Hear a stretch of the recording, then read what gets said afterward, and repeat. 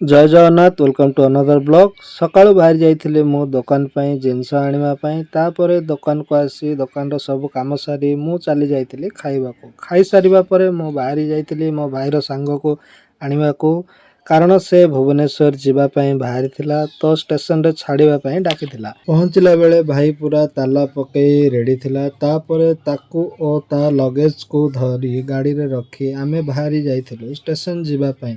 କିଛି ସମୟରେ ଆମେ ପହଞ୍ଚି ଯାଇଥିଲୁ ପାରଳାଖେମୁଣ୍ଡିର ପ୍ୟାଲେସ୍ ରୋଡ଼ରେ। ଏଠାରେ ଆମର ନୂତନ ଜଗନ୍ନାଥ ମନ୍ଦିରର ନିର୍ମାଣ ଚାଲିଥିଲା ଓ ଏହା ହେଉଛି ଆମ ଗଜପତି ମହାରାଜା ଶ୍ରୀକୃଷ୍ଣଚନ୍ଦ୍ର ଗଜପତିଙ୍କର ପ୍ୟାଲେସ୍।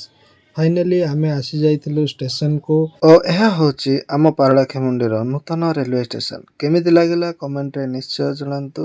ଗାଡ଼ିକୁ ପାର୍କ କରି ଆମେ ଚାଲି ଯାଇଥିଲୁ ଭିତରକୁ ଗଲା ପରେ ଦେଖିବାକୁ ମିଳିଥିଲା ଟିକଟ କାଉଣ୍ଟର ଉପରେ ଗଜପତିର କିଛିଟା ପ୍ରସିଦ୍ଧ ପର୍ଯ୍ୟଟନ ସ୍ଥଳୀ। ଯେହେତୁ ଟ୍ରେନ୍ ଆସିବା ପାଇଁ ସମୟ ଥିଲା, ତ ସେଥିପାଇଁ ପ୍ଲାଟଫର୍ମରେ ଭିଡ଼ ମଧ୍ୟ କମ୍ ଥିଲା। ଭାଇର ସାଙ୍ଗକୁ ଛାଡ଼ିବା ପରେ ମୁଁ ଫେରି ଯାଇଥିଲି ଘରକୁ। ଆଜି ପାଇଁ ଏତିକି, ପୁଣି ଦେଖାହବ ଆଉ ଏକ ଭିଡ଼ିଓରେ।